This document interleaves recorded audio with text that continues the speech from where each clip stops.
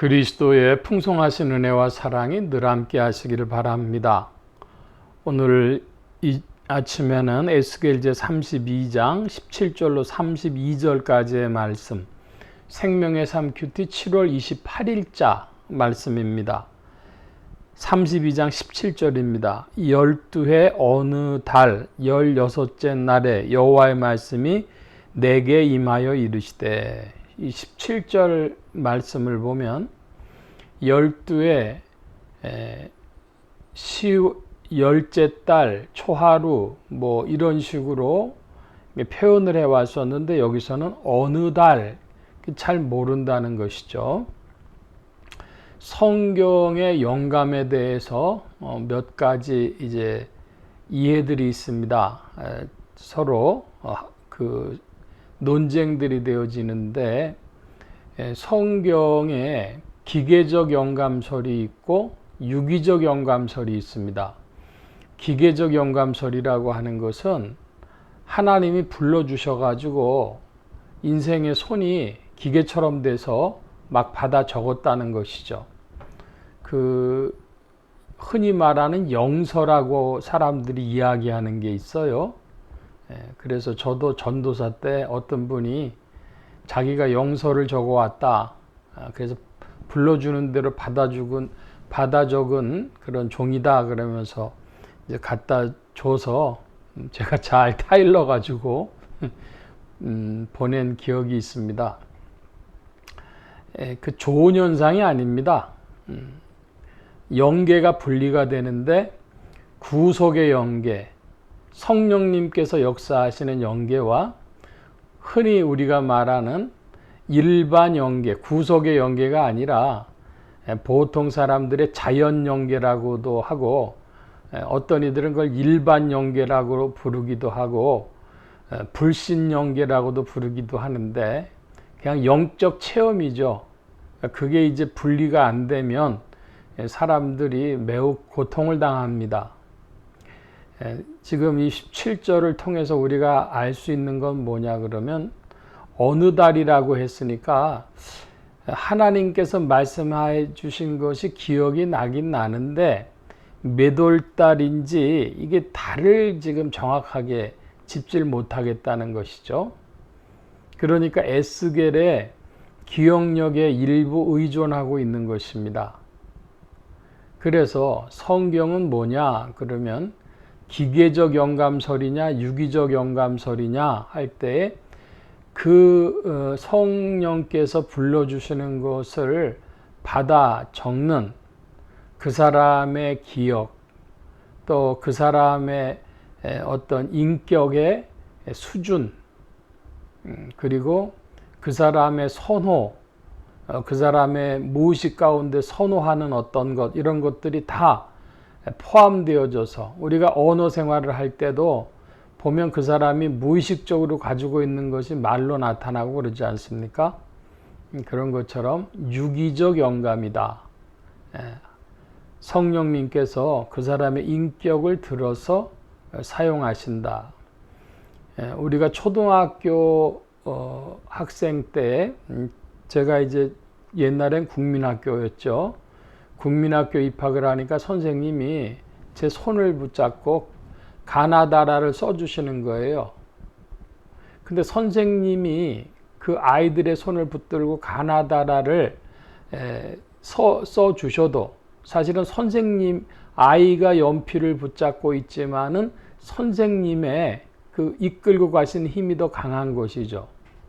그렇다고 해서 그 글을 비교해 보면 그 영희하고 철수하고 똑같으냐? 글씨가 그렇지 않습니다. 그러니까 성령님께서 이끄셔도 유기적 영감설, 그 사람의 인격의 어떠함을 다 들어서 사용하신 겁니다. 우리가 이 사실을 조금 깊이 생각을 하면 시편이든 잠언이든 역사서든 혹은 신약에 들어와서 교리서까지도 다 그와 같다고 하는 것을 염두에 둬야 될 텐데, 한국교회를 저는 짓누른다고 하는 표현을 하고 싶은데요. 짓누르고 있는 것은 성경은 1.1획도 가감이 없는 하나님의 말씀이다.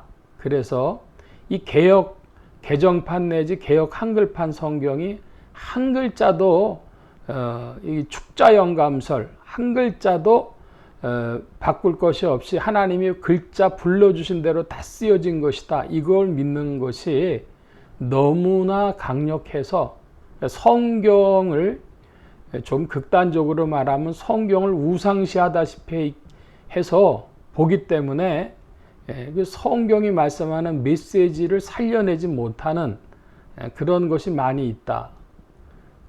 성경 속에서 메시지를 발견하는 것이 아니라 성경에 끌려다니는 것이죠.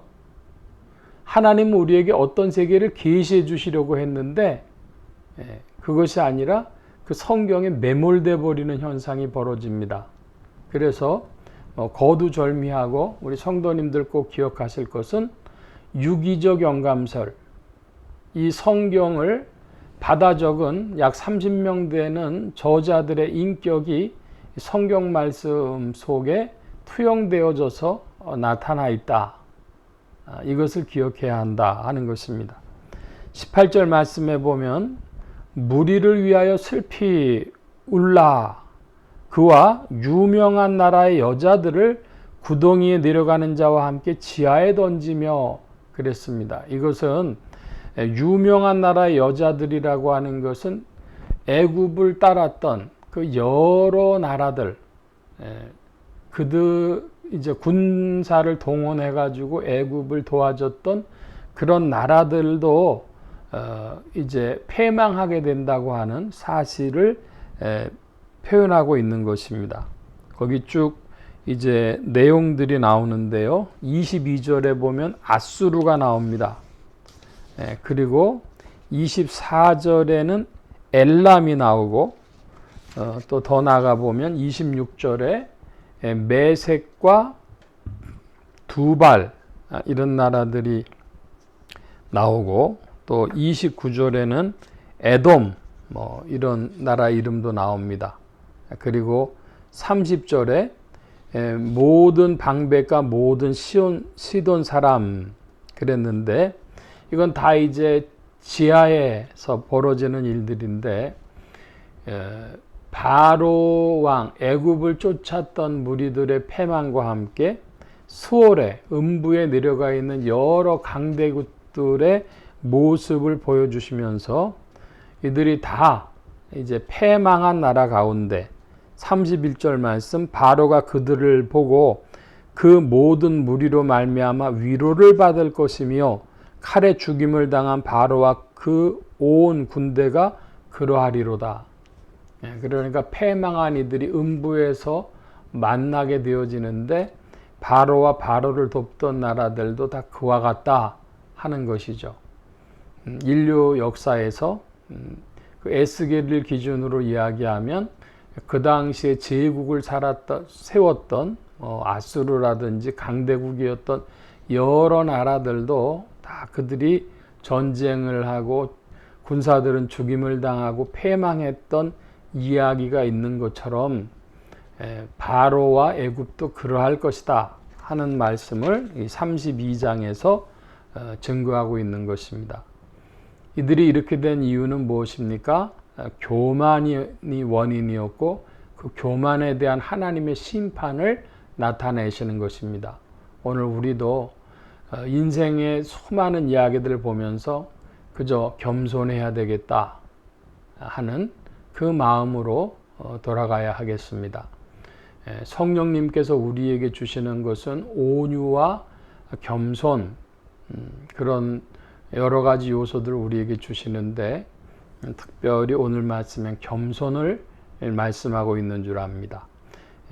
주님 안에서 교만으로 심판받은 죽은 자들의 세계가 표명되어진 것처럼 오늘 우리도 주님 안에서 겸손한 자가 되어 생명의 세계에 속한 자들의 삶을 살고 그 소망 가운데 살고 그 생명에 동참하는 그런 즐거움을 더욱 사모해야 하겠습니다.